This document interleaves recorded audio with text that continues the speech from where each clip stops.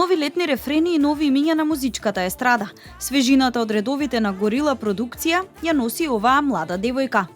Здраво, прво сакам да ги поздравам сите гледачи на ТВ Нова. Јас сум Маријана Трајкова, инаку учам на економски факултет.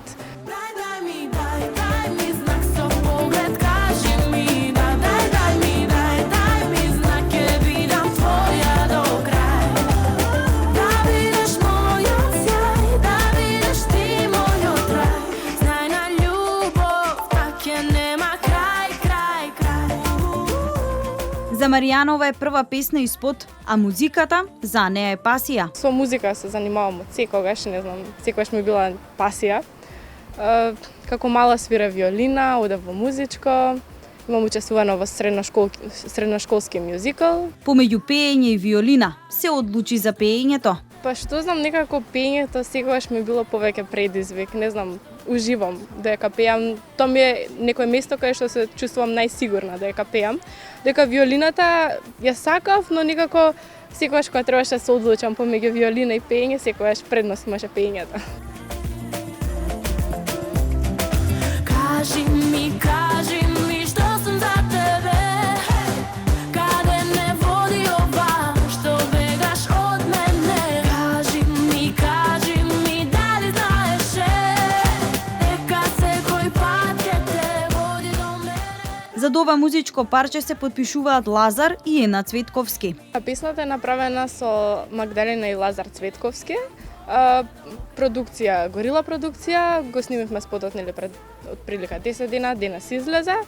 Летна песна затоа што мене летото ми е најомилениот период од годината. Не знам, мислам дека најубавите работи се случуваат во лето. Сакам многу латино, ги слушам Енрике, Ники Јам и сите тие, така да не знам, ми беше предизвик да направам до некаде и латино, да потсеќам малце на латино песната, па тоа е целата идеја околу песната. Прво искуство како главна улога во видеозапис. Па, да ви кажам, сите ме предупредуваа дека ќе биде напорно, ама не знам, јас уживав, ми беше преубаво, беше доста долго снимањето, малце и времето не служеше, беше и ладно, и малце и заврна, и облачно и се, но некако јас уживав. Маријана тука не застанува. Има план во кој правец ќе се движи нејзината кариера. Мислам сега да, прво треба да видиме што ќе се случи со песната, дали ќе има преглед, дали луѓето ќе ја прифатат, дали мене ќе ме прифатат како лик. Па понатаму не знам, сакам да пробам да ставам, кавери на YouTube, па да пробам со бенд можеби нешто да направиме свирки, така натаму и секако нови песни, нови спотови, дај Боже да има многу, така да. Тоа е планот. Плажа, вода, коктели и латино ритам. Доволно за едно убаво и топло лето.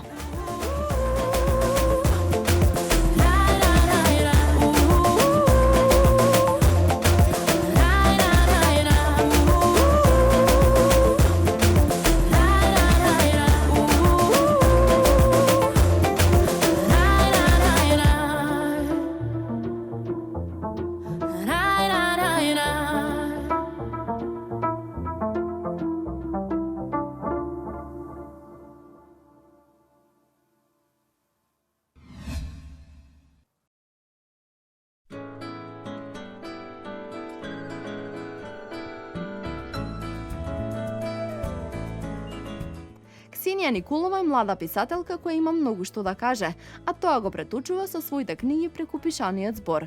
Таа е дама која црпи инспирација од својот живот и секојдневие, а на тој начин ги создава нејзините романи. По идиотски приказни, таа ја промовираше својата нова книга која има наслов "Макар уште еднаш". Мојата нова книга ја спремав година дена и напорно истражував и работев на неа и така конечно се случи да излезе. Многу голем труд, многу љубов е вложен во истата и се надевам дека на публиката ќе се допадне. Кажи ми, која беше твојата инспирација за да напишеш ова? Инспирација беше животот, беше се што ми се има случано мене, се што ми се има случано на луѓето воопшто во околу мене, но фиктивна е приказната, не е вистинска и тоа сакам да се знае, дека ликовите се смислени, такво нешто се случило само во мојата глава. Секоја книга пренесува некоја порака, па која е пораката овој пат на Ксенија која таа сака да ја сподели со јавноста? Мојата порака е дека треба да ги запознаеме луѓето малку повеќе од пред да ги судиме, треба да знаеме малку малку повеќе за луѓето пред да можеме да кажеме што мислиме. И мислам дека треба да сватиме дека секој човек има своја приказна и своја позадина и дека треба да дадеме шанса луѓето да го живеат животот онака како што сакаат. Затоа што станува збор за роман со интересна приказна, нормално да има интересна корица. Па затоа што се работи за клон, тоа се клоновски чевли, мислам дека пораката е таа, сакав да го потенцирам тој момент, сакав да го истражам тој свет, да го пренесам на публиката, така се одлучивме. Новата книга на Ксенија има необичен наслов, кој ни инспирираше да ја прашаме што е она што таа би сакала да се случи макар уште еднаш. Уште еднаш би сакала да имам исто волкава инспирација како што имам за оваа книга и да напишам уште барем вакво некое слично дело, барем уште едно во животот, макар уште еднаш. За успех е потребна поддршка. Која е незината? Нормално пријателите, семејството, и самата себе, Бог и тоа е тоа.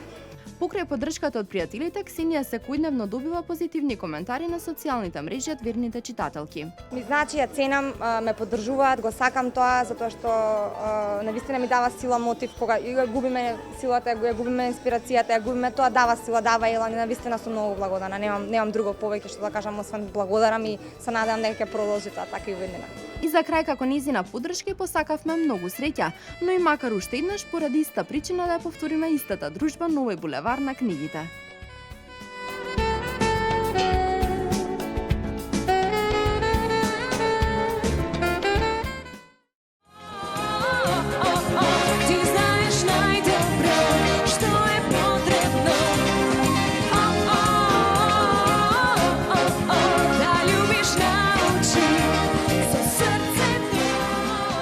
Често е наметана медиумите. Последно се пишуваше за незиниот длабок шлиц и голи нозе. На ова русокосата Викторија Лоба има одговор. Па не знам, јас немам проблем со моите шлицови ако некој друг има. Не е актуелна само со незината нова песна во латино ритам, која го најави летото, туку и со провокативните фотографии во костим за капење.